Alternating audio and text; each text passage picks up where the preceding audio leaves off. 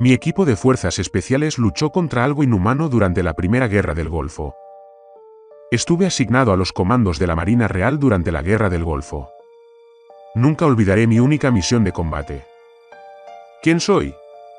Bueno, podría decirte la verdad, pero probablemente nunca escucharías esta historia y estaría muerto en una semana. Así que por ahora puedes llamarme Cabo Dexter. También cambiaré los nombres del resto de mi escuadrón y de todos los demás para protegerlos. Me uní a la Armada de Su Majestad en 1987, a la tierna edad de 18 años. Desde el principio supe exactamente dónde quería estar, los comandos de la Marina Real. La fuerza de élite de lo mejor que la Marina Real podía ofrecer. Pasé todas las pruebas de preselección y entrevistas sin mayores problemas. El curso de selección de PRMC también fue bastante bien. Luego, las 32 semanas de formación propiamente dicha. Tuve sus altibajos y, a veces, dudé de mí mismo. Pero logré terminar en un nivel intermedio. Desde allí estuve destinado casi un año en Belfast, manteniendo la paz, como dicen. Ese año se nos hizo eterno a mí y a los chicos de mi unidad. Coches bomba, francotiradores, emboscadas. Casi nos alegramos al volver al cuartel una tarde fresca y encontrarnos con una polvareda a medio mundo de Irlanda. El gobierno británico accedió a unirse a los yanquis en su pequeña cruzada contra el hombre de la boina y el bigote, y estábamos a punto de jugar a los soldados en el gran arenero. Recibimos la llamada aproximadamente una hora después para que preparáramos todo el equipo y nos preparáramos para tomar un vuelo a Arabia Saudita a la mañana siguiente. Dormí casi todo el camino, pero logré despertar a tiempo para ver el amanecer sobre los desiertos de Arabia. Como la mayoría de los niños, crecí con historias de esta tierra y sus riquezas, aventuras y terrores. Y presentía que podría experimentar las tres cosas antes de que terminara esta excursión para la reina y la patria. A medida que la base aérea que usaban las fuerzas de la coalición se vislumbraba en el horizonte, un tipo subió el volumen de esa vieja canción, Caballo sin nombre de América. A través del estéreo del Land Rover, nos subieron al avión de carga.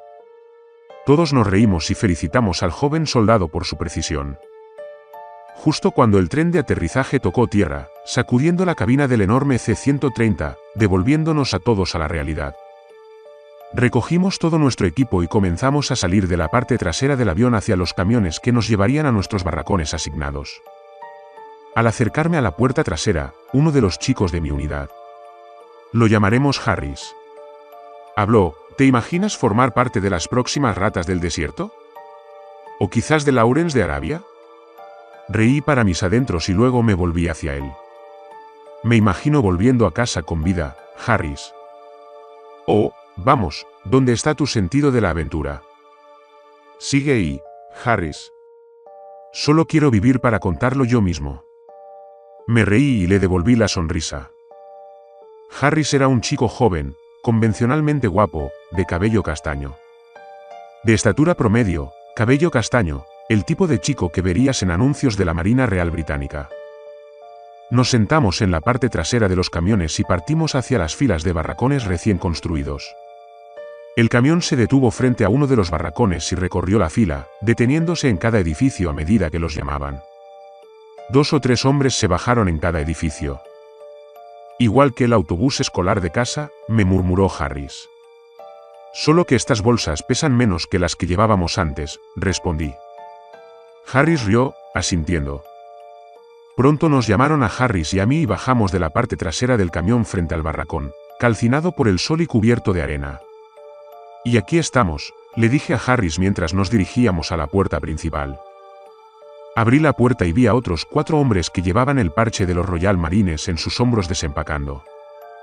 ¿Están con el escuadrón Flecha?, pregunté mientras todos se giraban hacia mí y asentían afirmativamente. Escuadrón Flecha era el indicativo que nos dieron cuando nos llamaron para unirnos a la operación en Oriente Medio. Solo Harris y yo nos mantuvimos juntos de nuestra antigua unidad en Belfast. Supongo que deberíamos presentarnos entonces, dijo el hombre pelirrojo alto y musculoso que estaba a mi derecha. Soy el sargento Royce. Me han asignado como líder de escuadrón.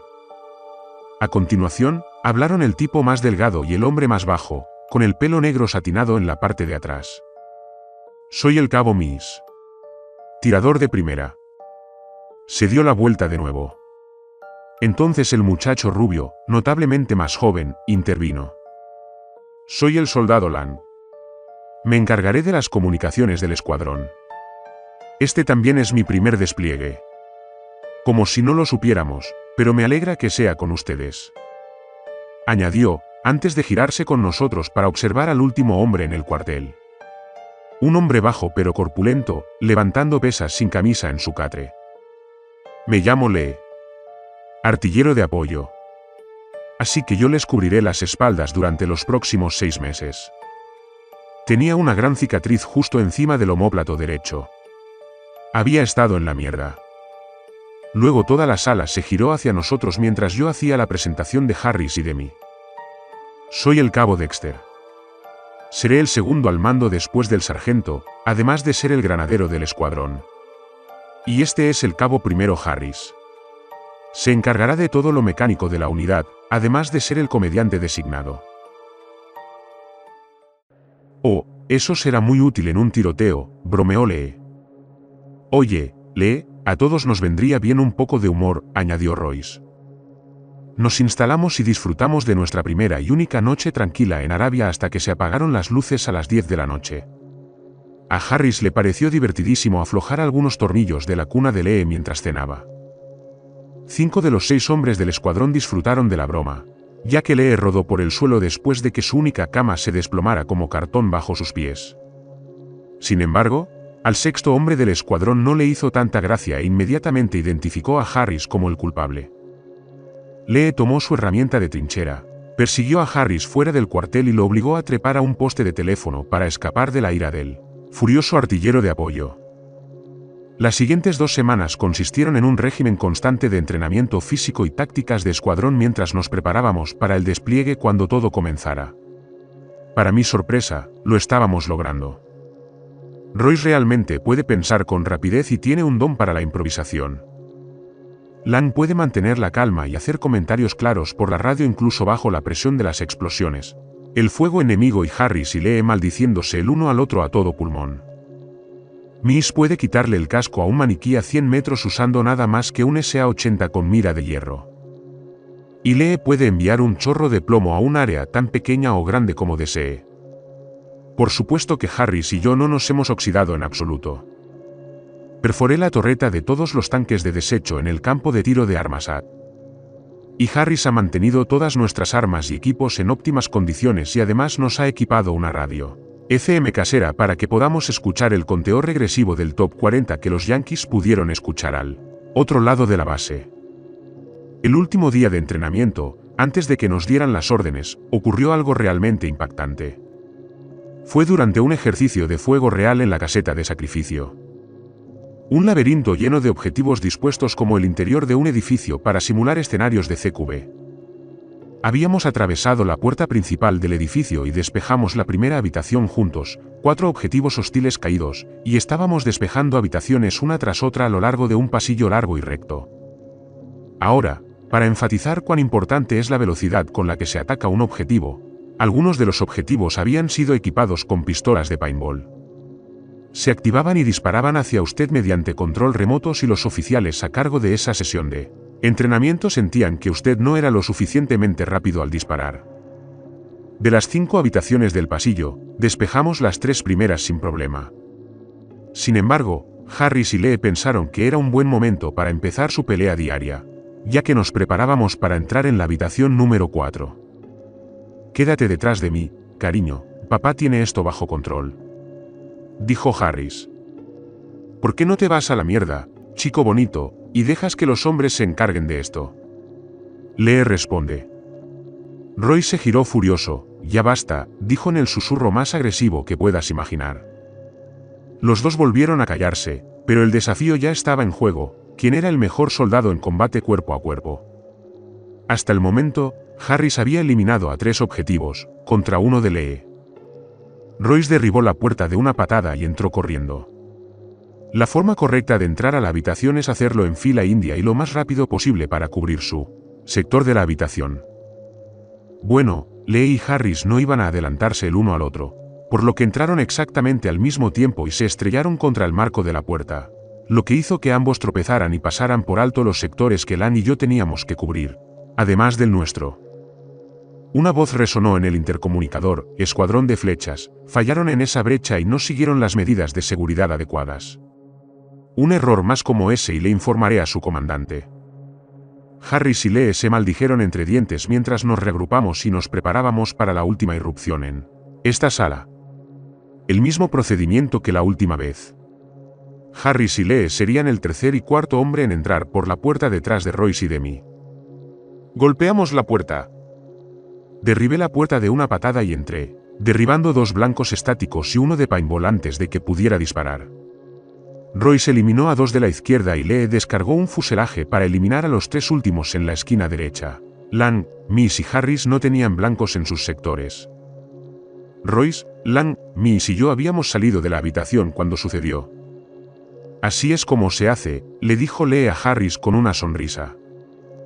Harris dejó salir su idiota interior por un momento. Sí. ¿Eso es lo que le dijiste a tu último escuadrón antes de que les dispararan?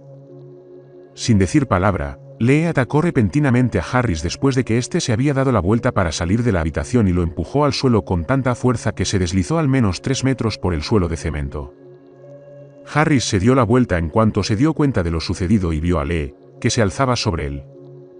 Justo cuando estaba a punto de ponerse de pie de un salto y perseguir a Lee, 3 salpicaduras de niebla naranja brotaron del hombro izquierdo, el costado y la cadera de Lee.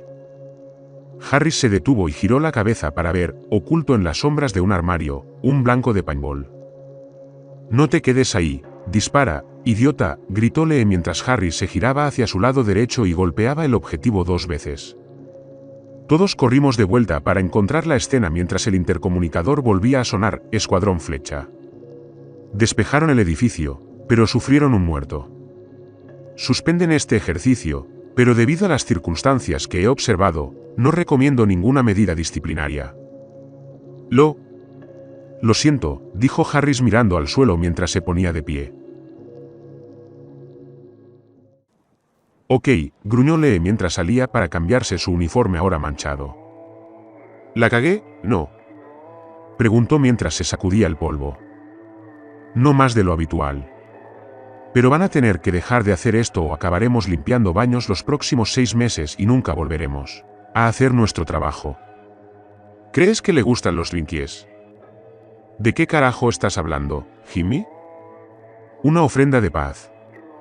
Le arreglaré la cama y le daré la última caja de Twinkies que le robé al equipo de noticias cuando entrevistaban al comandante. Ese plan es ridículo, pero tú también lo eres, Jimmy. Muy bien, amigo. Muy bien.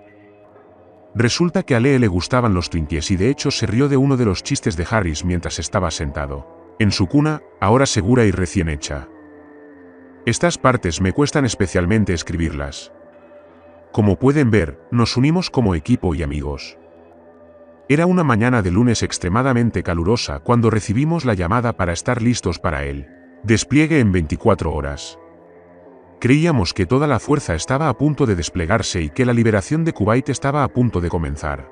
Pasamos toda la mañana preparando y organizando nuestro equipo, además de prepararnos mentalmente para un combate real.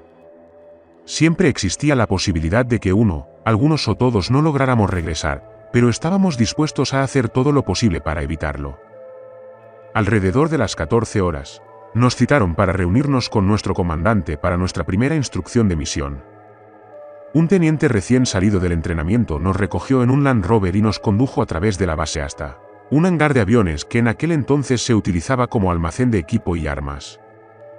El teniente nos condujo a través del edificio hasta una habitación cerca de la parte trasera donde 2 oficiales nos esperaban para darnos información y delinear cuál será nuestra misión y nuestros deberes aquí en el país. Habíamos sido seleccionados para unirnos a la fuerza para buscar y destruir las armas químicas que Saddam había usado contra los kurdos en 1988 y que se rumoreaba que se estaba preparando para usarlas contra las fuerzas de la coalición en el caso de una invasión de Kuwait. Nos sentamos y el oficial que estaba a la sombra de un proyector se adelantó.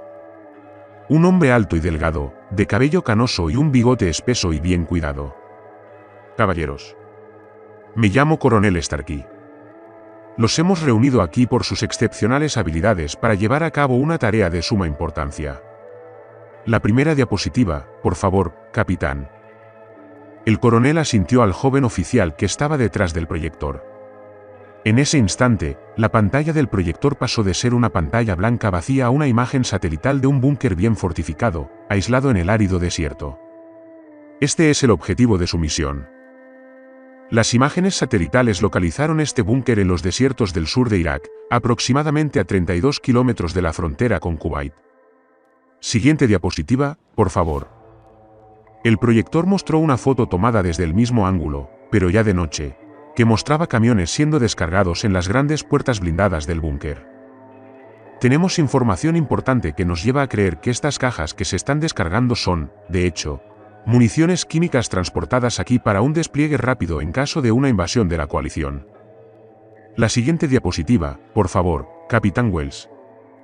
La pantalla cambió a la foto de perfil de un oficial iraquí. Este es el general Amir Soleiman, de la Guardia Republicana iraquí. Es conocido por ser una figura clave en el programa de armas químicas iraquí desde el principio. También tenemos buenas razones para creer que se encuentra en estas instalaciones actualmente. Así que ya conoce los hechos. Pasemos al plan, caballero. La última diapositiva, por favor. El oficial mostró la diapositiva final, mostrando de nuevo una vista aérea del búnker y sus alrededores, pero ahora desde un ángulo mucho más amplio, mostrando el desierto y algunas ruinas antiguas que lo rodean. El coronel Starkis sacó entonces una varilla plegable de su bolsillo y la extendió antes de comenzar a trazarla, a lo largo de la diapositiva. Se les insertará aquí, aproximadamente a 3 kilómetros al sur del búnker en helicóptero. Desde allí, procederán a pie hasta el objetivo. Una vez alcanzado el objetivo, está autorizado a entrar por cualquier medio necesario. Una vez allí, deberá localizar y destruir cualquier munición química que encuentre, así como municiones convencionales si lo considera oportuno. También deberá localizar y eliminar al general Soleiman con extrema precaución. Finalmente, deben recopilar toda la información que puedan encontrar, especialmente si se encuentra sobre el general Soleiman o cerca de él. Una vez completada su misión, pueden comunicarse por radio con el cuartel general usando la palabra clave, Arcángel. Un helicóptero regresará al lugar de su inserción para recogerlos. El coronel tomó la vara y empezó a doblarla de nuevo en sus manos. ¿Alguna pregunta? Royce levantó la mano e intervino. Señor, ¿cuál es el plan de contingencia en caso de que las armas químicas o el general no estén en el lugar? El coronel sonrió con sorna y respondió, entonces, eliminen a toda la Guardia Republicana presente y destruyan cualquier material y equipo valioso. Toda la información que encuentren también debe ser asegurada y extraída con ustedes a toda costa. Royce negó con la cabeza afirmativamente. Sí, señor. Después de que Royce terminó, yo también tenía una pregunta. ¿Señor? Levanté la mano. ¿Qué armas y equipo estamos autorizados para esta operación? El coronel asintió. Bien. Usted y su equipo están autorizados a recoger las armas y el equipo que consideren necesarios de la armería de este hangar. Sin embargo, tengan en cuenta que esta operación es solo una de las muchas que se están llevando a cabo actualmente, así que se atenderá por orden de llegada. Sí, señor, respondí. Adelante, hombres. Nuestro horario es tan limitado como el mío. Nos levantamos y nos dirigimos a la armería. Al llegar, nos sentimos un poco decepcionados con la selección. Por suerte, había bastante equipo de CRBN y primeros auxilios para la exposición a armas químicas. Sin embargo, en cuanto a armas, teníamos una selección mucho más limitada. Evidentemente, el SAS se nos había adelantado, ya que se habían llevado todas las armas no estándar, como los M16 y los MP5, junto con todos los supresores. Quedaban solo los SA-80 estándar y un L-86 LSW que LE se apoderó de nosotros junto con una cantidad considerable de munición. Todos también cogimos una Browning de alta potencia y una funda del estante. Yo, siendo el granadero designado, agarré tantas granadas de fusil como pude llevar y las metí en mi mochila. El C4 usado para la demolición se dividió entre el equipo por si alguien resultaba herido. Cada uno recibió una carga para detonar las armas químicas y cualquier otra cosa que requiriera una remoción rápida y exhaustiva. Nos equipamos por completo y salimos del cuartel hacia el helicóptero que nos esperaba. El chapoteo del rotor levantó un torrente de arena alrededor de la pista de aterrizaje, lo que nos hizo entrecerrar los ojos. Despegamos justo al atardecer rumbo a la frontera. Sentado en la puerta abierta, contemplando el sol poniente de color naranja oscuro que proyectaba sombras sobre el mar de arena, empecé a sentir una sensación inquietante. No solo el nerviosismo premisión, como era de esperar. Era más como ese miedo que sientes de niño, cuando te obligan a caminar por un pasillo oscuro para llegar al interruptor de la luz al otro lado. Que hay algo ahí fuera, en el desierto, esta noche, más peligroso que las armas químicas o la Guardia Republicana de élite. Dejé esos pensamientos de lado por el bien de mis compañeros. Aproximadamente una hora después, llegamos a la zona de aterrizaje al amparo de la oscuridad. El helicóptero aterrizó y nos dejó despegar. Abandonamos el helicóptero y nos dispersamos en todas direcciones para asegurar la zona de aterrizaje y asegurarnos de que no hubiera grupos de reconocimiento que pudieran delatar nuestra presencia. Zona de aterrizaje despejada, dije por la radio, haciéndole saber al piloto que estaba listo para volver a despegar. Muy bien muchachos, movámonos, dijo Royce, tomando la iniciativa. Luego partimos siguiendo las indicaciones de la brújula que nos dieron en la base. Caminamos en fila india, cada uno cubriendo una sección del paisaje, escaneando el horizonte en busca de amenazas. Esto ya se está volviendo aburrido, bromeó Harris a los 15 minutos de caminata. Mejor acostúmbrate. Este desierto será nuestro arenero para el año que viene, respondí. ¿Tienes la sensación de que nos estamos adentrando en las fauces del león?, preguntó Harris con más seriedad. La verdad es que sí. Pero somos comandos de la Marina. Es lo que hacemos, Jimmy. Le sonreí para animar el ambiente. Muy bien, amigo, se rió entre dientes. Esa terrible sensación me asaltó de nuevo al ver desaparecer el helicóptero quemando Useakin en el horizonte. Acompañada por la sensación de ser observado. No como por exploradores enemigos o francotiradores. Como algo primitivo, sobrenatural. Dicen que algunas personas pueden sentir cuando un espíritu o fantasma está en la habitación con ellas. Bueno, yo personalmente nunca lo creí. Pero es la única forma en que puedo describir esa sensación en particular. Caminamos unos 45 minutos por un terreno de crestas y dunas de arena hasta llegar al perímetro exterior del búnker. Sabíamos que estábamos cerca por los pequeños montones de escombros y los muros medio derruidos del antiguo pueblo, que una vez estuvo aquí. Zigzagueamos entre las ruinas mientras caminábamos y empecé a notar que había muchas inscripciones en las paredes que no estaban en árabe moderno. Probablemente de la época en que se construyeron estos edificios. La tinta que usaban era de un rojo intenso, como el escarlata, pero envejecida durante 12 siglos. Pasé cerca de uno de los muros particularmente altos que aún seguían en pie, y al hacerlo, la escritura desprendía un ligero olor a cobre. Seguro que no, pensé. Pero claro, no era raro que la gente usara sangre animal como protección espiritual en aquellos tiempos. El libro del Éxodo, por ejemplo. Si fuera sangre, tendría que tener al menos cientos de años. Es imposible que siga tan intacta. Y mucho menos que aún tenga ese olor metálico tan característico. Tras pasar el anillo exterior de ruinas, llegamos al pie de una cresta que, según las fotos satelitales, era la última cresta antes de que apareciera el complejo del búnker. Royce levantó el puño para indicarnos que nos detuviéramos. Luego abrió la mano y la dejó caer a un lado, manteniéndola extendida, indicándonos que nos agacháramos y comenzáramos a trepar por la cresta. La batería de mi portátil se está agotando. Y no me gusta quedarme mucho tiempo en un mismo sitio mientras intento escribir esta historia. Nunca se sabe quién te está vigilando. Volveré pronto para continuar. A menos, claro, que termine con la cabeza llena de plomo. Hola amigos. Me alegra ver que todavía hay gente interesada en la verdad. Retomo justo donde lo dejé anoche.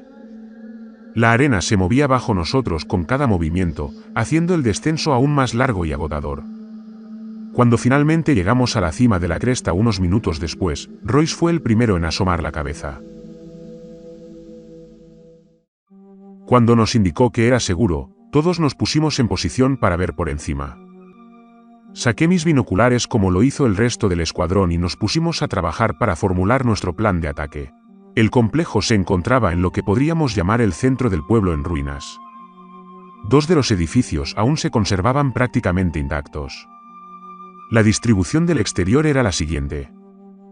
Había un único camino de tierra que dividía el recinto y conducía al búnker situado en la parte trasera del puesto de avanzada. Había una caseta de vigilancia al frente de la base, a la derecha de la carretera. Junto a ella, había una puerta de madera, similar a un puesto de control, que bloqueaba el paso hasta que el guardia de la caseta la movía manualmente. A la izquierda del camino, cerca del centro del puesto de avanzada, se alzaba una estructura de adobe de 2 pisos de la que sobresalían la radio y la antena del complejo. El otro edificio aún en uso era una cabaña de una sola planta y una sola habitación que servía como almacén de munición. Se encontraba a la izquierda y a la espalda de la torre de radio. Era la estructura más cercana a nuestra posición. Había algunas tiendas de campaña y toldos instalados más cerca del búnker, a la derecha de la carretera. Presumiblemente, los guardias dormían, comían y trabajaban en ellos. Justo enfrente de las tiendas había 2 camiones vacíos y un UAZ-469, la versión soviética del Jeep. Al escanear el perímetro descubrí las 2 mayores amenazas para nosotros. Número 1. La caseta de guardia delantera tenía 2 juegos de cables que salían de ella. Uno a las enormes puertas blindadas del búnker. Y el otro a un poste metálico con 4 altavoces grandes en la parte superior. El guardia de esa caseta podía bloquear simultáneamente nuestra única vía de acceso al búnker y alertar a toda la instalación. Número 2. Tanque de batalla principal soviético T-55 estacionado entre una marquesina a su izquierda y una gran pila de cajas de munición a su derecha. A unos 10 metros del grupo de tiendas mencionado anteriormente. Afortunadamente, toda la tripulación del tanque estaba fuera realizando tareas de mantenimiento cuando llegamos. La última defensa de la base consistía en 8 guardias itinerantes con fusiles AK-47 y granadas de mano, y una torre de vigilancia con un solo soldado armado con una ametralladora PKM y binoculares. En total, contando a los 4 tripulantes del tanque y al centinela de la caseta de vigilancia, teníamos que lidiar con 14 enemigos. Royce encendió su radio y comenzó a elaborar silenciosamente una estrategia con nosotros. Bien, muchachos, tenemos que ser rápidos y precisos con esto. Miss, quiero que apuntes al centinela en la caseta. Nos darás el puntapié inicial derribándolo. Sí, señor, respondió Miss. ¿Señor? ¿Un disparo sin silenciador no alertaría también a los guardias dentro del búnker? Intervene. Esas puertas blindadas están herméticamente selladas para evitar que escapen armas químicas o biológicas. Eso también debería hacerlas bastante insonorizadas, respondió el sargento. Ahora volvamos a lo nuestro. Lan, sé que tú también eres muy bueno, así que serás responsable de eliminar al hombre de la torre antes de que nos llame. Copiado, sargento, dijo Lan.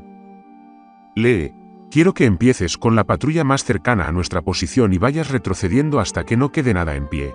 Señor, sí señor, respondió Lee mientras desplegaba el bípode de su L-86 y se colocaba en una cómoda posición de disparo.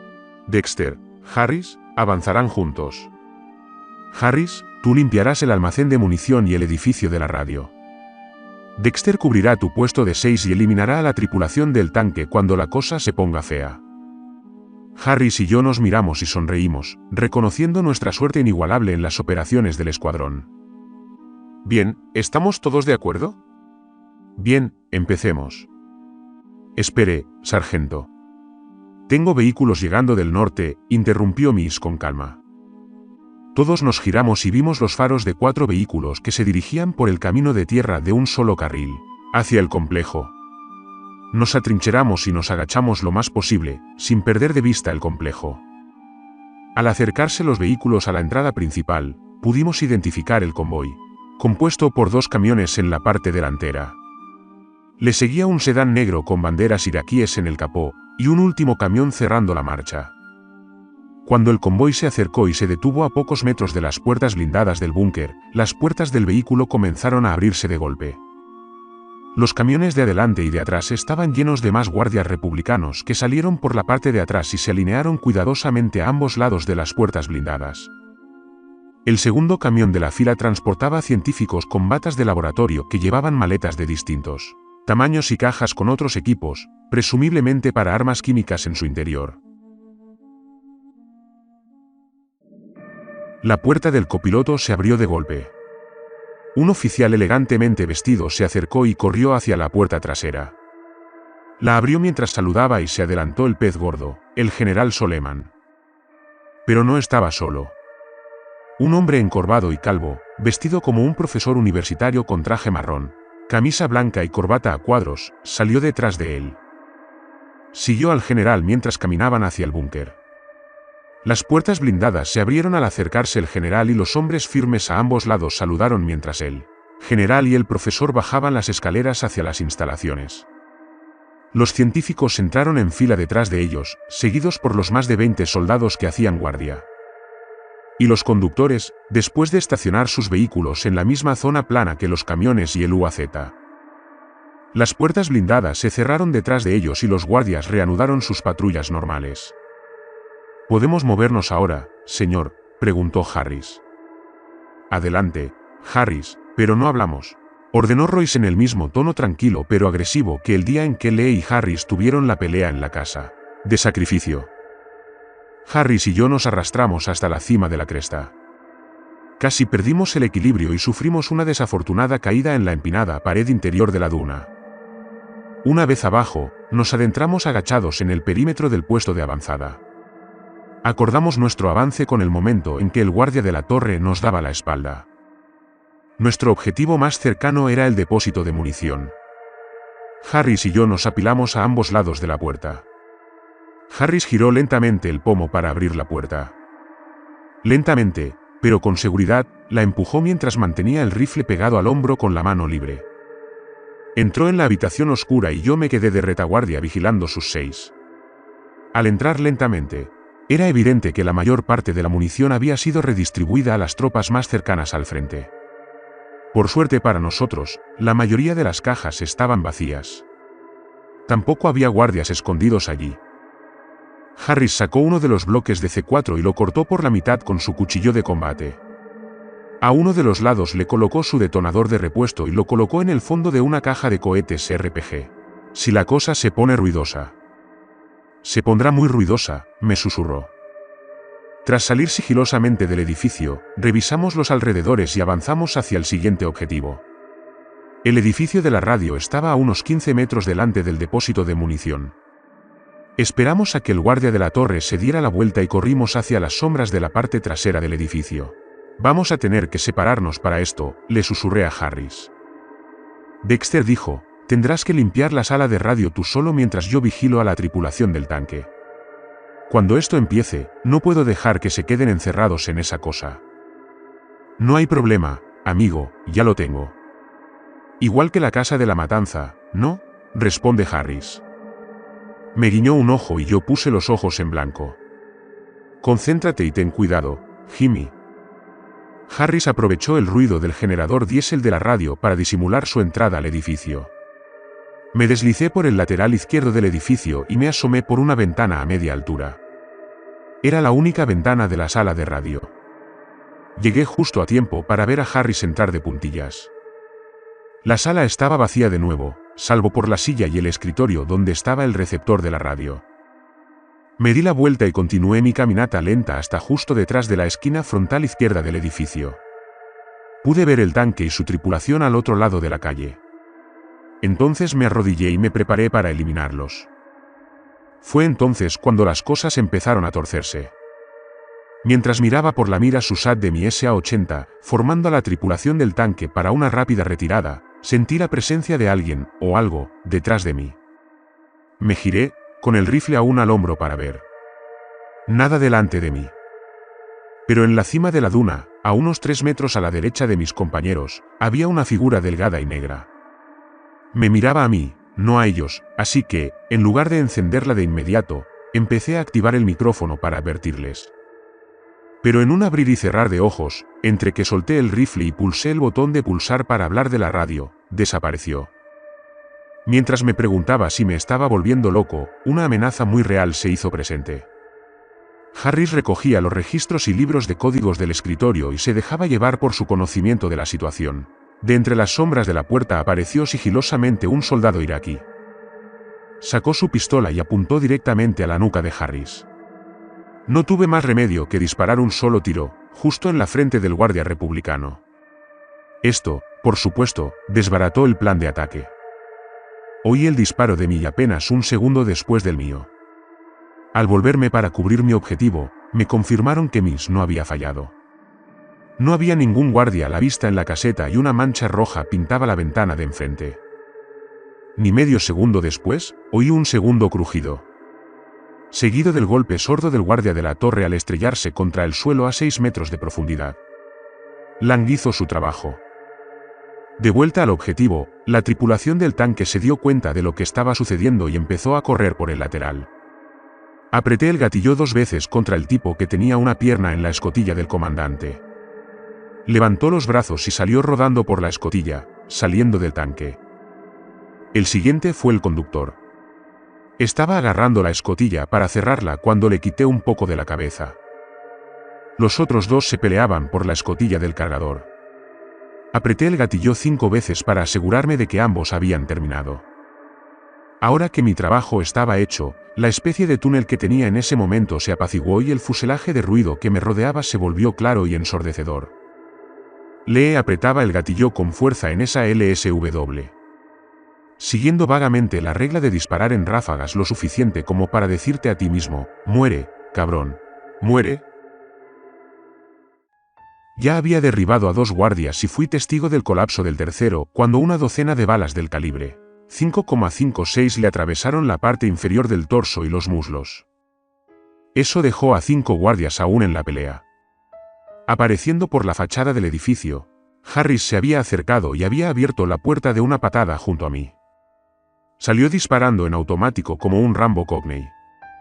No le dio a nada significativo, por supuesto. Fue entonces cuando 2 guardias cargaron por el costado de una tienda de campaña hacia nuestro frente. Nos enfrentamos rápidamente y ambos guardias cayeron al suelo casi al mismo tiempo. Uno de los guardias restantes corrió hacia la caseta de vigilancia mientras los otros 2 se cubrían, presumiblemente para activar la alarma. Los 2 guardias que cubrían su carrera estaban desfilando desde nuestra posición, tras la gran pila de cajas de munición. También habían marcado la posición del escuadrón en la cresta, suprimiéndola. Fue entonces cuando Harris corrió a través del puesto de avanzada hacia el búnker para atraer el fuego. Él y su maldita heroicidad. Los guardias, al ver un blanco más fácil, empezaron a dispararle a Harris, levantando polvo justo detrás de los tacones de sus botas. Justo antes de que Harris tuviera que intentar escapar por las puertas blindadas, Royce y Lang apuntaron a los 2 guardias y los acribillaron desde lo alto de la colina. En ese mismo instante, me giré y apunté al guardia mientras intentaba cerrar la puerta de la caseta tras él. Apreté el gatillo una docena de veces y vi cómo la puerta de madera se estremecía al astillarse. Al menos algunos de mis disparos dieron en el blanco, dado que no se oían sirenas ni chasquidos de puertas negras al cerrarse. Corrí a la caseta de vigilancia y abrí la puerta de golpe para confirmar mis sospechas. Ver de cerca a alguien que acabas de matar es un terror diferente. En ese momento, eres el monstruo de tu propia película de terror. Pero esto era la guerra y él podría, y lo habría hecho, habernos matado a todos. Ahora que el corto pero temible tiroteo había terminado, el resto del escuadrón abandonó la cima de la cresta y nos reagrupamos en el centro del puesto de avanzada. Bueno, ya lo solucionamos, pero ¿quién disparó el primer tiro sin permiso?, preguntó Royce, algo irritado. Lo hice, señor, dije dando un paso adelante. Cabo, ese movimiento podría haber destruido esta operación, dice Royce. Señor, me salvó la vida. Harris responde. ¿Qué? Perdí la concentración recopilando información y un enemigo me atacó. Si no fuera por el cabo Dexter, tendría un nuevo agujero en la cabeza. Ese fue un fallo crítico de tu parte, cabo primero, pero la respuesta del cabo Dexter fue impresionante. No te recomendaré una reprimenda, Harris. Sin embargo, espero verte en la sala de sacrificio y en el entrenamiento físico todos los días hasta nuestro próximo despliegue, ¿está claro?, contesta Royce. Señor, sí señor. Royce dice y continúa, bien. Harris, Lan, a trabajar en el control de las puertas blindadas. Miss, Lee, entren en la torre de vigilancia y vigilen nuestro perímetro. Dexter, tú me acompañas. Seremos los dos primeros en cruzar esas puertas cuando se abran. Sí, señor, respondimos el escuadrón y yo al recibir las órdenes. Nos separamos y corrimos a nuestras posiciones. Royce y yo nos posicionamos a ambos lados de la carretera, a unos 5 metros de distancia, con campos de fuego entrelazados en las puertas. Lee y Miss subieron apresuradamente por la escalera hacia la torre. Lee colocó el bípode de su L-86 cerca de la esquina frontal izquierda de la torre. Miss apoyó la parte delantera de su SA-80 en la esquina trasera derecha. Lan y Harris pasaron por encima de los dos guardias en la caseta. Subieron los controles de la puerta sobre el escritorio y sacaron sus libros de traducción de frases del árabe al inglés. Unos segundos después, Harris agarró la palanca del panel de control y la bajó 2 posiciones. Las puertas comenzaron a abrirse lentamente. Royce y yo mantuvimos las puertas tapadas hasta que se abrieron por completo. Entonces corrimos hasta el enorme umbral y avistamos la escalera que conducía al búnker. Dexter mira a todos lados y dice despejado. Royce también lo sigue diciendo, despejado. La amplia escalera que descendía a un muro de hormigón con una sola puerta estaba vacía. Más allá de esa puerta se encontraba la verdadera entrada a las instalaciones. Royce y yo mantuvimos nuestras posiciones mientras esperábamos a que el resto del escuadrón se reagrupara a nuestro alrededor. Mientras Lan y Harris regresaban al grupo, Lan preguntó: ¿Lo tradujiste tan rápido? Harris sonrió y se volvió hacia él. No, la verdad es que no, solo noté que esa frase en particular tenía un código de color verde. Verde significa adelante, ¿verdad, amigo? Dios mío, amigo, dijo Lan riendo mientras regresaban al grupo. Todos nos posicionamos al borde de la escalera para vigilar la puerta durante aproximadamente 1 minuto y medio, solo para asegurarnos de que ningún guardia republicano curioso saliera a ver quién estaba en la puerta. Royce dice, muy bien, antes de continuar, pongámonos el equipo de la NBC. Luego nos quitamos las mochilas. Sacamos nuestras batas NBQ, guantes y máscaras de gas. Nos quitamos los cascos, el equipo anticinta y las botas, y nos pusimos las batas sobre nuestros uniformes. Luego sellamos los trajes, nos pusimos los guantes y nos reajustamos todo el equipo. Con todo este equipamiento parecía que estábamos a punto de reiniciar la batalla del Somme. Luego bajamos lentamente las escaleras y nos apiñamos alrededor de la puerta. Royce dice, infringimos el 3, 1, 2, 3, infringiendo, infringiendo, infringiendo. Agarré la puerta y la abrí de golpe. Royce y Miss fueron los primeros en entrar. Seguidos por Lee, Harris, Lan y yo. Me sorprendió que no se oyeran disparos al entrar. Me coloqué en el extremo derecho y vi que la primera habitación estaba vacía. Un área de buen tamaño, similar a un vestíbulo, con un gran escritorio circular en el centro. Presumiblemente, donde se sentaría la recepcionista de la Guardia Republicana. Había puertas en cada una de las otras 3 paredes que daban a nuestra entrada. Sobre cada puerta había un letrero de acero inoxidable con letras árabes. Es hora de sacar los libros de traducción. Esta vez me tocó jugar al teléfono con los carteles. Buscábamos algo que apuntara a armas químicas, así que busqué la sección C del libro. Encontré la palabra químico. Y empecé a comparar las letras de los carteles con las del libro. La puerta de la pared izquierda era bastante parecida, así que decidimos intentarlo. Nos amontonamos de nuevo. La forzamos de nuevo. Y, una vez más, sin resistencia. El otro lado de la puerta daba a un pasillo recto de hormigón, con varias puertas y ventanas a cada lado. Al final del pasillo había una gran puerta tipo bóveda. Apuesto a que allí se guardaban las armas. Recorrimos el pasillo. Mirábamos por las ventanas y cubríamos las puertas laterales. Las salas más pequeñas eran laboratorios de investigación. Vacías y con las luces apagadas. No se habían usado en al menos unos días. Las jaulas a lo largo de la pared del fondo, donde presumiblemente se mantenía a los animales como sujetos de prueba, también estaban vacías. Gracias a Dios. La penúltima puerta a la izquierda no tenía ventanas, así que la forzamos. La habitación era el almacén de los proyectiles de artillería que se cargarían con agentes químicos al momento de su uso. Bueno. No podemos dejar que se nos escapen, dijo Royce mientras armaba su carga de C4 para detonación remota y la lanzaba al centro de la habitación. Salimos y reanudamos el rastreo. Llegamos a la gran puerta trasera. Estaba sellada con una gran palanca colocada en la zona donde estaría un pomo tradicional. Sin embargo, no tenía cerradura con llave ni combinación. Una seguridad alarmantemente laxa para un almacén de armas químicas.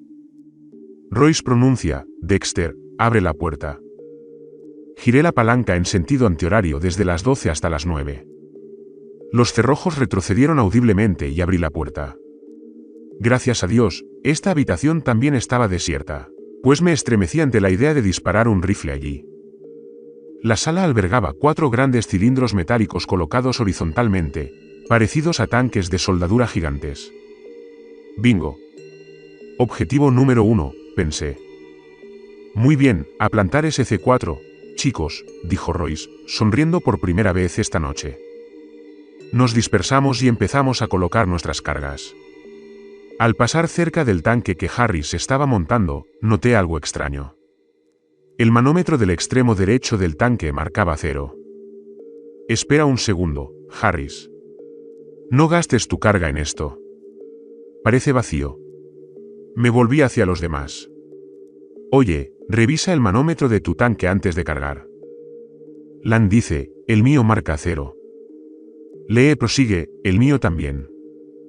Miss los acompaña diciendo, aquí también hay 0. Los tanques estaban vacíos. ¿Qué demonios? ¿Llegamos demasiado tarde? Estos fueron algunos de los pensamientos que expresamos mientras mirábamos a Royce.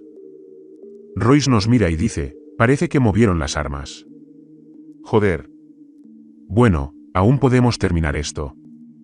Coloquen cargas en el techo aquí. Y sigan por el pasillo de vuelta al vestíbulo. Si no podemos destruir las armas, destruiremos sus medios para almacenarlas. Sí, señor, respondimos el equipo y yo mientras nos poníamos a trabajar en el montaje de toda la ala. Tuvimos que saltar de las manos de nuestros compañeros como si fuéramos porristas para alcanzar el techo y plantar el C4. Eso nos dio una ligereza muy necesaria. Entramos de nuevo al vestíbulo y lo encontramos vacío otra vez. ¿Dónde demonios está todo el mundo? Bien, vamos por Soleman. Dexter, averigua cuál de estas puertas lleva a las habitaciones del personal, dijo finalmente Royce. Reabrí mi libro y fui a la sección S. Efectivamente, las letras en la puerta del lado derecho coincidían. En ese momento, prácticamente dábamos por hecho que tampoco encontraríamos a nadie en esta zona. Sospecha confirmada. Otro pasillo largo y vacío con puertas a ambos lados. De todos modos, registramos todas las oficinas y encontramos documentos, mapas y manuales valiosos. La última oficina al final del pasillo era la de Soleman. La abrimos de una patada, con la esperanza de encontrarlo escribiendo sus memorias o alguna tontería por el estilo. Pero no tuvimos suerte. Su oficina, sin embargo, era bastante extraña. Estaba adornada con un montón de pinturas y reliquias antiguas. Hablo de objetos de la época antes de Cristo, tablillas enmarcadas, pergaminos, armas antiguas. Este tipo era un verdadero aficionado a la antigüedad. Lo que realmente me inquietó fue el antiguo dibujo que colgaba, enmarcado detrás de su escritorio. Representaba un círculo de monigotes rodeando un pequeño altar. Justo encima del altar flotaba otra figura de palitos. Esta era mucho más detallada y parecía desproporcionada en relación con las demás.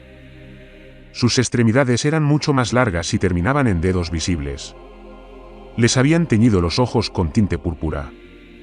Y la parte superior de la cabeza tenía pequeñas protuberancias que sobresalían.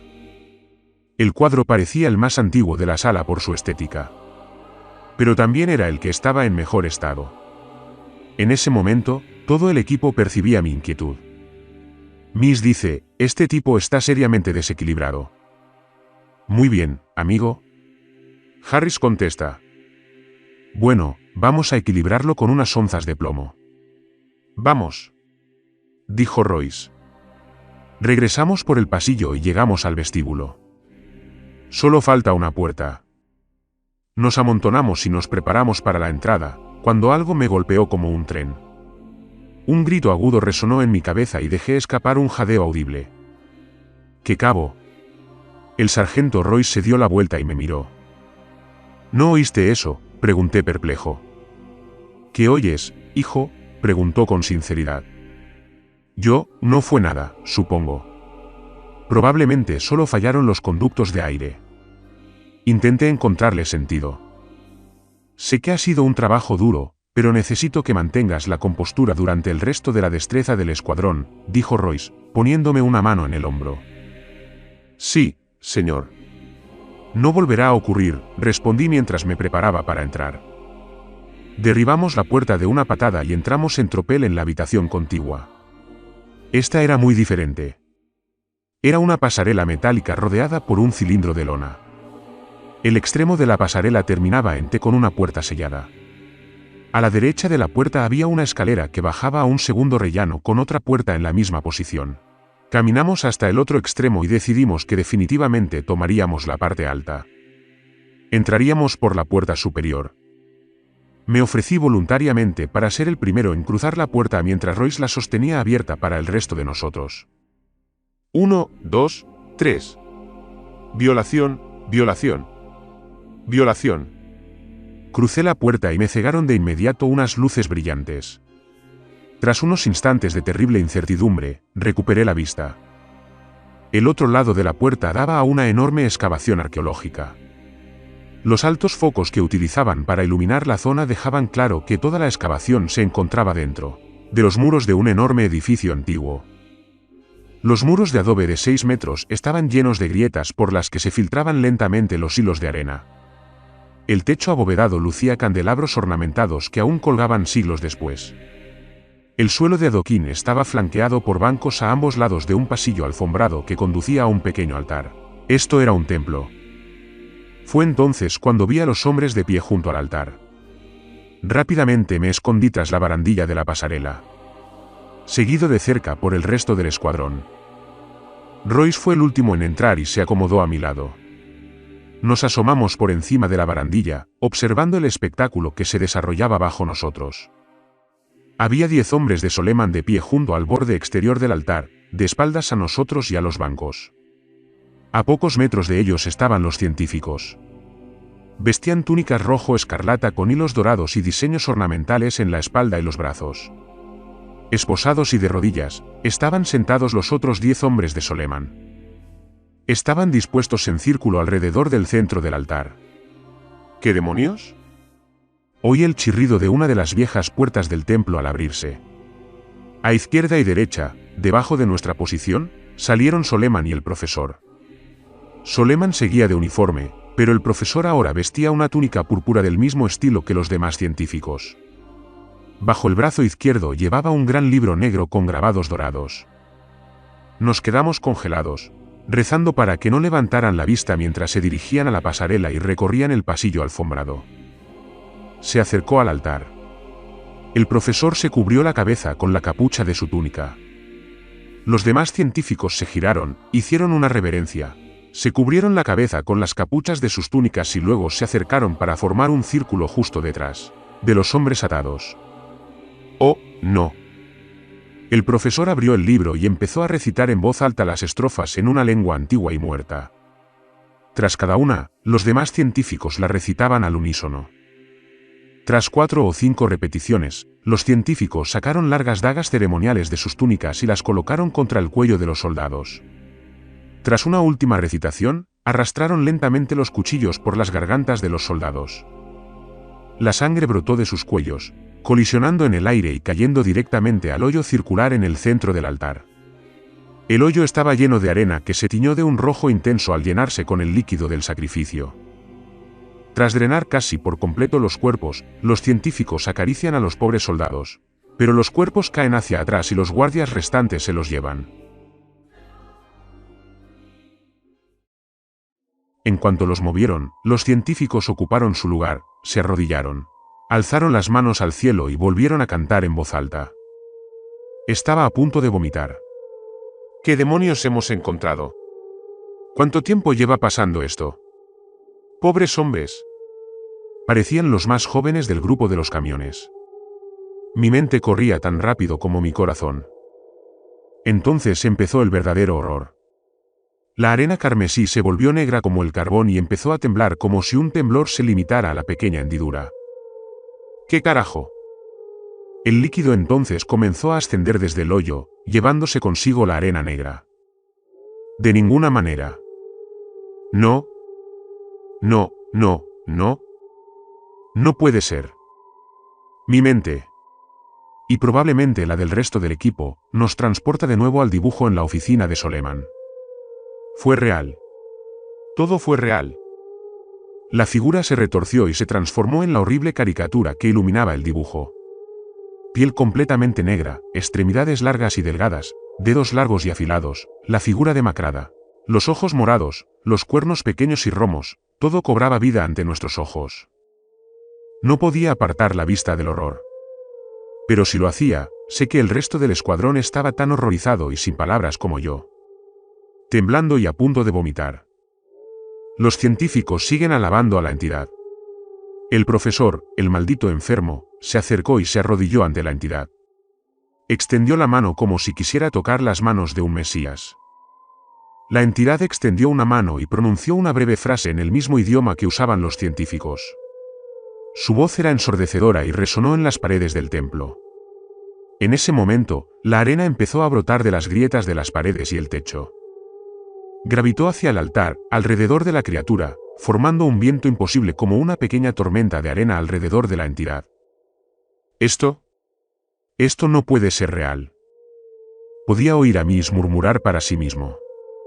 Esta es la única vez que he oído su voz elevarse por encima de un tono frío y monótono. Y temblaba de terror.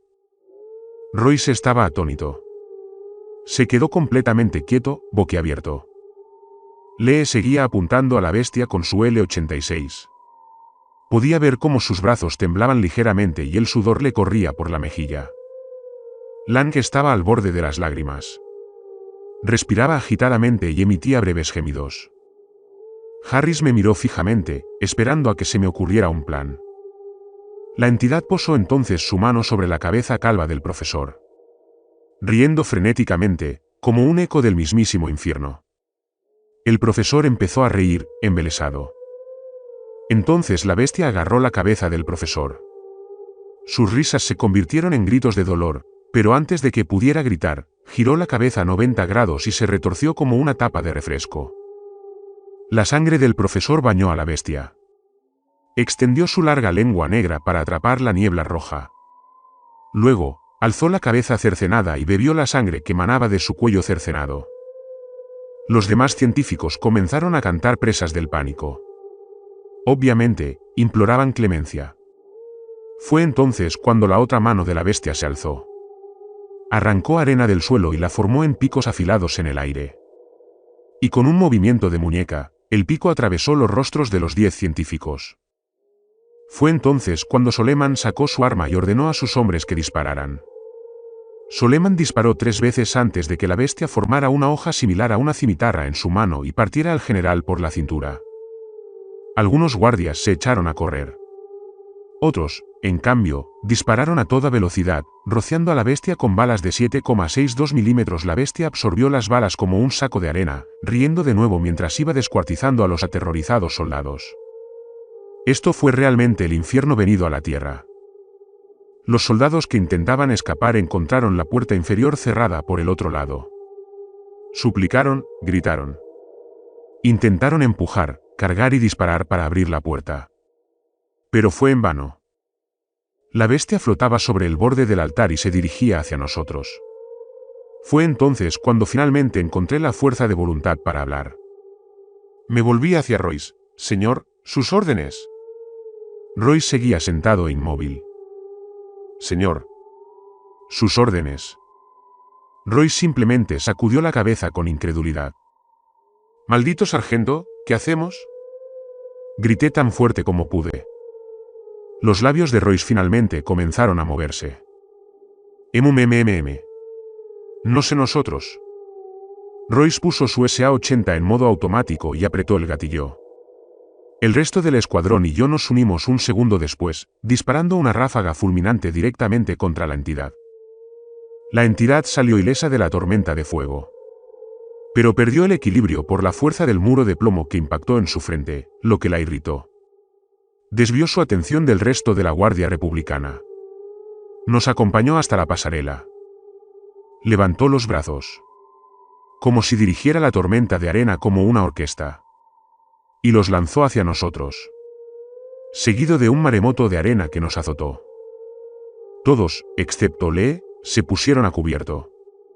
La arena destrozaba nuestro equipo NBQ y quemaba cualquier piel con la que entraba en contacto. Lee mantuvo el gatillo de su L-86 apretado, vaciando cargadores uno tras otro en el demonio. Su equipo protector se disolvió lentamente. Lee tuvo suerte de que los 3 guardias republicanos restantes, debajo de nosotros, aprovecharan la oportunidad que les dio el demonio que nos tenía en la mira para cargar contra él, disparándole a la cintura, intentando derribarlo. La entidad comprendió de inmediato su plan y canalizó la tormenta de arena hacia abajo, sobre ellos. Los pobres simplemente desaparecieron de pies a cabeza, como una arenadora sobre metal oxidado. En ese momento, extendí la mano y agarré a Lee. Tiré de él hacia abajo, cubriéndolo. «Tírate al suelo». «No voy a dejar que te maten», le grité al oído. En ese mismo instante, Harris aprovechó la oportunidad. Quitó el seguro de una granada de fragmentación y se la lanzó al ente. La entidad retrajo los brazos hacia el pecho. La tormenta de arena que la rodeaba se retrajo repentinamente y formó un denso escudo abovedado. La granada chocó contra el domo y rebotó, explotando impotente en el suelo, a 1 metro aproximadamente. «Dios mío. Es invencible», oí a Harris murmurar para sí mismo. Pálido. «Retrocedan, retrocedan», ordenó Royce. Me paré primero y agarré la manija de la puerta. La abrí de golpe. Uno por uno. El escuadrón rompió el contacto y corrió hacia la puerta abierta. Lan, luego Harris, luego Mims, y luego Royce. Lee se puso de pie y siguió disparando contra el demonio, sin retroceder, aunque todos le gritábamos a todo pulmón. A medida que la entidad empezó a elevarse, llegando a nuestra altura, Royce y yo ya no pudimos más. Ambos agarramos a Lee por los hombros y lo arrastramos por la puerta. Harris y Lan la cerraron de golpe y volvieron a colocar los enormes cerrojos. «Maldita sea, Lee, no vamos a hacer esto otra vez», gritó Royce con rabia en la cara de Lee. Lee seguía en silencio. Respiraba agitadamente, pero con firmeza. Sus ojos, fijos en la puerta que nos separaba del infierno en la tierra, mantenían una mirada perdida. Royce desistió de obtener una respuesta y se volvió hacia Lan. «Lan, llama por radio y consíguenos un helicóptero de evacuación y apoyo aéreo cercano». «Sí, señor», gritó Lan antes de arrodillarse y sacar el auricular de la radio PRC-77 que llevaba. «Flecha a base, flecha a base. Aquí flecha 1-0. Necesitamos evacuación inmediata y cierre aéreo. ¿Cómo puedo copiar?» Ninguna respuesta. Repitió. «Flecha a base, flecha a base. Aquí flecha 1-0. Necesitamos evacuación inmediata y cierre aéreo. ¿Cómo puedo copiar?» Todavía nada más que estática. «Flecha a la base, flecha a la base. Corremos peligro de ser invadidos. Por favor, respondan. Maldita sea. Siseolan». «Señor, solo escucho estática. Esta cosa debe estar causando alguna interferencia. Tendremos que volver a intentarlo afuera». «Un momento, no podemos dejar que esa cosa salga», interrumpió Harris. «Si puede hacer todo eso solo con la arena que se filtra por las grietas de las paredes, ¿qué podría hacer con todo el desierto árabe?» Royce replicó. «¿Qué sugieres que hagamos, cabo?» «Por si no te has dado cuenta. Las balas y las granadas no sirven para nada. Señor, todo lo que tenemos que hacer es... ¡Clasimo! Antes de que Harris pudiera terminar, apareció un gran corte en la puerta detrás de nosotros. Una enorme mano negra y astillada la atravesó. La arena de la hoja se extendió por la puerta, arrancándola de las bisagras como un sacacorchos al descorchar una botella de vino. La entidad flotaba en el aire justo al otro lado. Una sonrisa traumatizante se extendió por su rostro. ¡Fuego, fuego!, gritó Royce. Todo el escuadrón volvió a disparar. Las balas seguían atravesándolos sin causar molestias. La entidad levantó entonces una mano, formando en el aire un fragmento con forma de daga que apuntó directamente a Royce. Pero antes de que el fragmento pudiera acelerar, un solo disparo del rifle de Miss lo atravesó, esparciendo la arena que lo cubría hasta el suelo. «Buenos molinos de tiro», gritó Harris. «Es mi maldito trabajo», respondió Miss. La entidad comenzó entonces a formar más fragmentos uno tras otro. Afortunadamente, Miss pudo mantener el ritmo y derribarlos uno tras otro desde el aire. La pelea continuó durante varios segundos más que parecieron horas. Fragmentos y balas volaban por todas partes, como un torbellino del infierno. Fue entonces cuando el rifle de Miss se atascó. Un suceso horrible que, lamentablemente, se volvería común entre los usuarios de los rifles SA-80 que nos entregaron. Fue entonces cuando la entidad aprovechó la oportunidad y formó un muro de fragmentos afilados como cuchillas.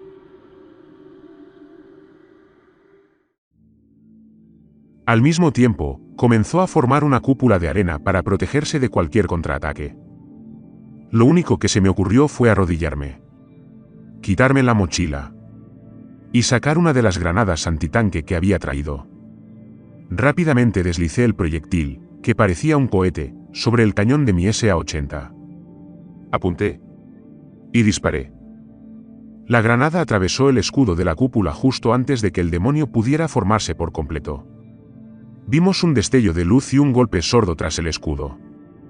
La tormenta de arena se desplomó al suelo mientras la entidad salía volando hacia atrás.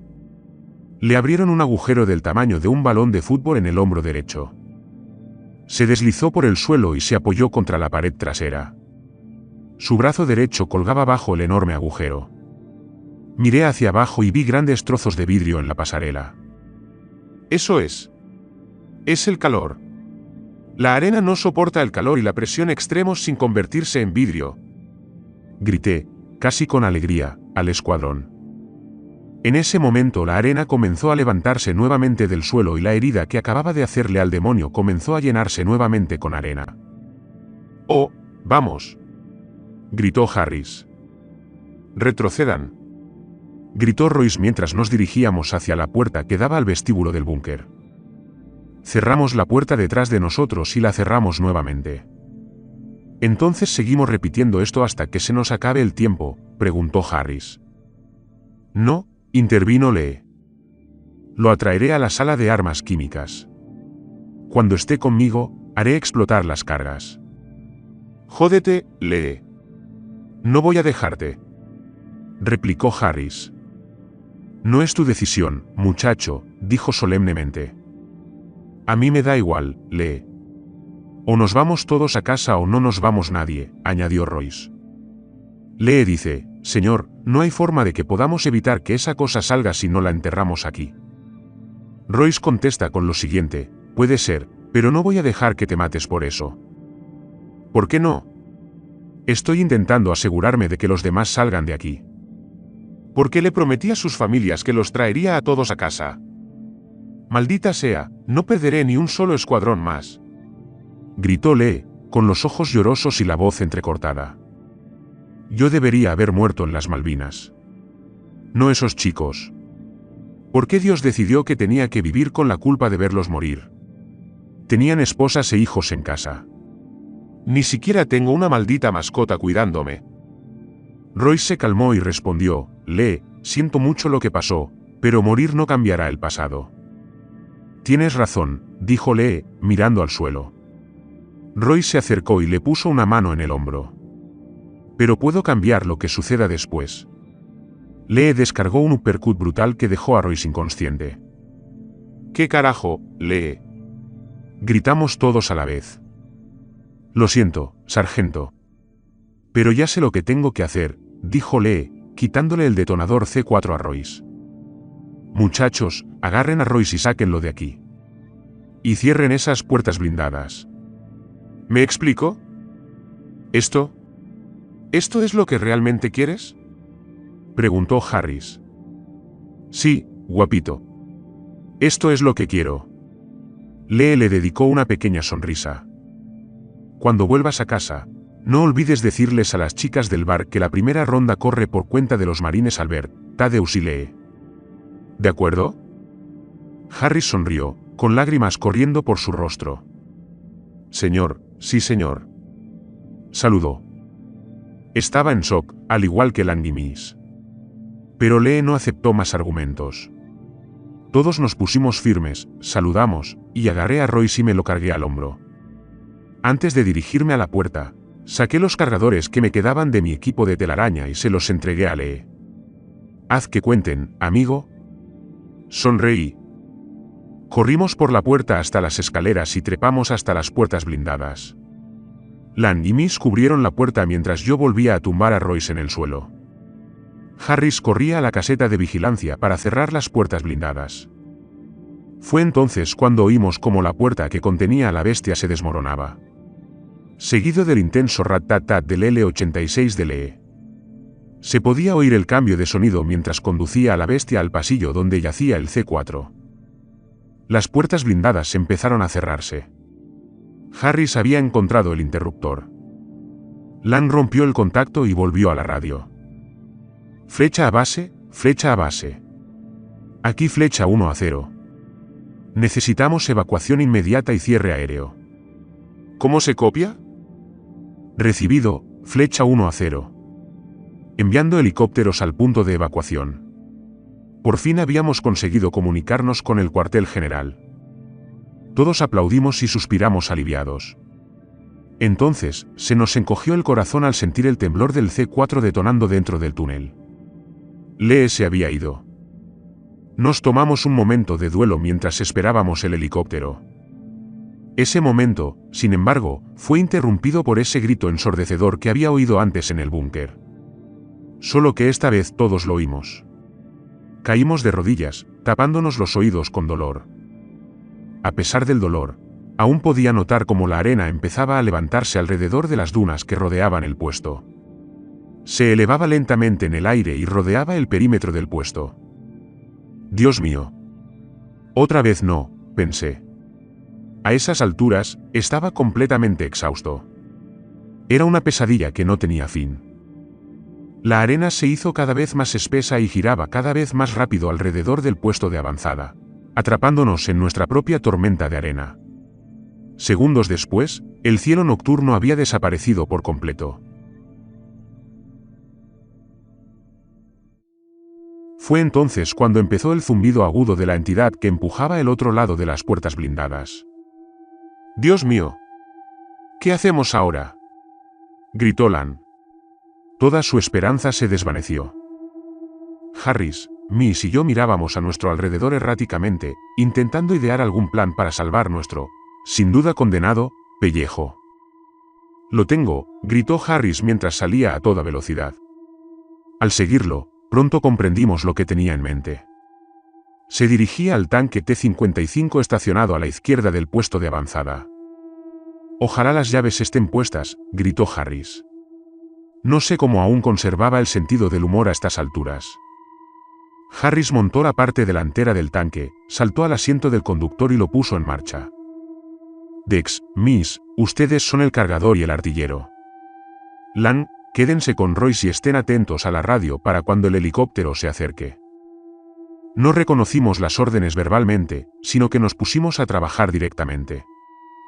Royce por fin estaba recobrando la consciencia. Lang lo ayudó a ponerse de pie y lo guió para que se escondiera detrás de la gran pila de cajas. Pude recordar el momento exacto en que Lang le dio a Royce la noticia de lo sucedido con Lee. Atravesó con el puño una de las cajas vacías y alzó la cabeza al cielo. El sonido del motor del tanque ahogó sus gritos. Tomé la posición de cargador y me puse a trabajar escaneando los estantes de munición en el tanque. Fragmentación de alto explosivo de 100 milímetros. Si esto no lo detiene, necesitaremos una bomba nuclear. Pensé mientras cargaba el enorme proyectil en la recámara. En ese momento, las juntas de las enormes puertas blindadas comenzaron a separarse. Los pistones hidráulicos que las mantenían cerradas se tensaron bajo la fuerza sobrenatural que los empujaba. Harris puso el tanque en marcha y nos alineamos con la entrada al búnker. En ese mismo momento, la radio de Lang empezó a sonar de nuevo. Flecha 1-0, aquí cigüeña 3-0, su fuerza de extracción. No podemos ver su posición con esta tormenta. Por favor, indique su posición actual. Nuestros motores no aguantan más. Durante nuestra obsesión por combatir esta entidad, la tormenta que desató cubría kilómetros del desierto circundante. Un anticipo de lo que nos esperaba si no la deteníamos. Lang y Roy se dirigieron hacia el tanque para advertirnos que pronto podríamos perder nuestra única salida. Tras subirse a la torreta del tanque, Lang asomó la cabeza por la escotilla para advertirnos. El helicóptero se acerca, pero no nos ve con la tormenta. Necesitamos una forma de avisarle rápido. Mi mente corría mientras buscaba una respuesta. Fue entonces cuando lo comprendí. Agarra a Harris. Pídele el detonador del C4 del depósito de munición.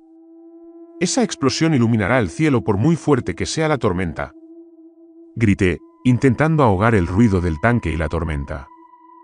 Entendido, respondió Lang mientras bajaba a la escotilla del conductor y le quitaba el detonador a Harris. Ya casi cruzamos las puertas, gritó Miss. Su ojo derecho se posó en el cañón principal del tanque. A través de la vista pudo ver el miserable rostro del demonio aparecer lentamente a través del espacio cada vez mayor en las puertas. Estaba a punto de escapar. ¿O eso creía? Jesucristo ya está moliendo fuego. Grité, presenciando cómo el horror se liberaba lentamente de su jaula de acero y hormigón. Casi. Casi. Trágate esto, diablillo de mierda, gruñó Miss mientras apretaba el gatillo. Auge. El ensordecedor disparo del cañón de 100 milímetros hizo que el tanque retrocediera. La enorme bola de fuego cegó a cualquiera que lo observara durante un milisegundo. El pesado proyectil silbó en el aire al lanzarse hacia su objetivo. Los reflejos del demonio no eran tan rápidos después de todo lo que encontramos.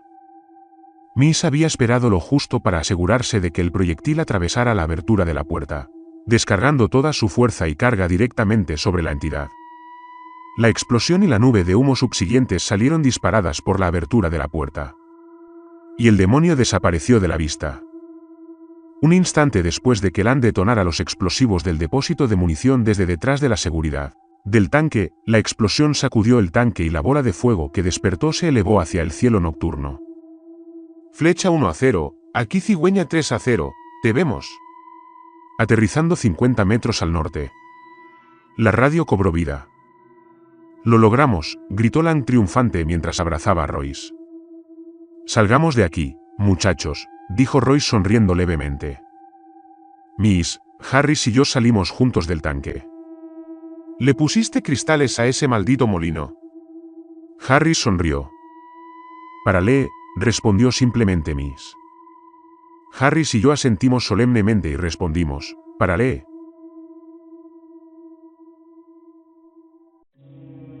La tormenta finalmente había comenzado a amainar cuando nuestra fuerza de extracción aterrizó. Un helicóptero comando Sea King flanqueado por 2 helicópteros de ataque Lynx MK7. El Sea King aterrizó primero. La puerta lateral se abrió y reveló al coronel Starkey. Salió y nos indicó que nos acercáramos. Subimos al helicóptero y nos sentamos frente al coronel y sus 2 guardaespaldas. Al despegar el helicóptero, pudimos ver cómo los 2 helicópteros Lynx disparaban 2 misiles TOW cada uno contra la parte delantera y el techo del búnker, derrumbando la entrada por completo. ¿Dónde está Lee?, fue la primera pregunta que hizo el coronel. Él no lo logró, señor. Dio su vida para salvarnos, respondió Royce, mirándose las botas. Es una lástima. Lee era un buen marine. El coronel frunció el ceño. Coronel.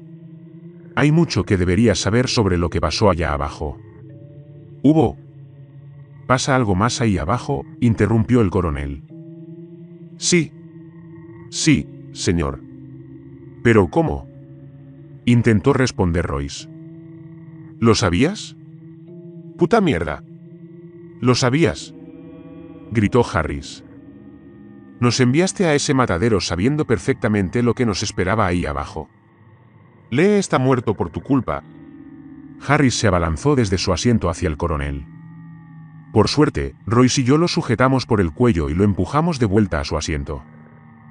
En ese mismo momento los guardaespaldas del coronel sacaron sus armas y apuntaron directamente a la frente de Harris. Un arrebato más como ese y haré que te fusilen, cabo primero. ¿Me explico?, gruñó el coronel. Harris solo refunfuñó en respuesta mientras lo sosteníamos en su asiento. Su mirada atravesó al coronel como una navaja. Ahora, si me permite explicarle, dijo el coronel en un tono más tranquilo. Sí. Sabíamos que Soleman era un gran aficionado al ocultismo y al esoterismo. Sí. Sabíamos que la instalación de armas químicas de aquí probablemente era una tapadera. Sí. Sabíamos que este lugar se encuentra en el centro de las ruinas de una ciudad de la Edad de Bronce que desapareció misteriosamente antes del nacimiento de Cristo. Y sí. Sabíamos que esta ciudad adoraba a una deidad menor que, según se decía, controlaba las arenas de Arabia. No se equivoquen, muchachos, lo que hicieron esta noche valió mucho más que destruir contenedores de gas sarín. Vieron de primera mano el poder de entidades como la que vencieron. ¿Pero por qué nos envían? ¿Por qué no bombardear el puesto con misiles de crucero hasta el olvido?, replicó Royce. Es una historia tan antigua como el rey Arturo. Se necesitan guerreros para matar monstruos. El coronel sonrió.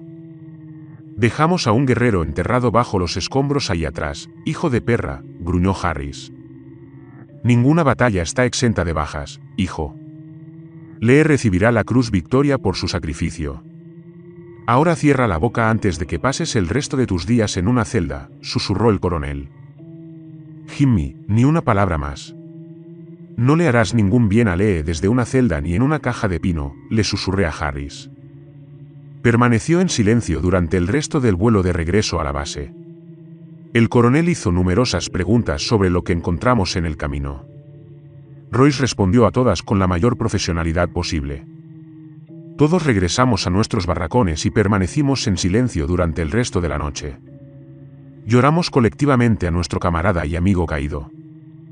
También lidiábamos con el concepto de que los monstruos eran reales. Todo lo que nuestros padres nos decían sobre no temer a la oscuridad era mentira, lo supieran o no. Como era de esperar, ninguno de nosotros durmió esa noche. Al día siguiente recibimos órdenes de que nos asignarían a una nueva unidad y regresaríamos a casa definitivamente, cumpliendo así nuestro periodo de servicio. Justo cuando llegamos, Harris y yo estábamos sentados juntos en el C-130 que nos llevaba de vuelta a Inglaterra. Hablamos mucho de Lee de camino a casa. Y de cómo nos aseguraríamos de honrar su memoria. Y de obtener algún tipo de justicia por cómo nos engañaron. Y esto es todo. Mi relato completo de lo que realmente ocurrió la noche del 14 de enero de 1991, en los desiertos del norte de Irak. Les ha hablado el cabo Dexter. Me despido por ahora.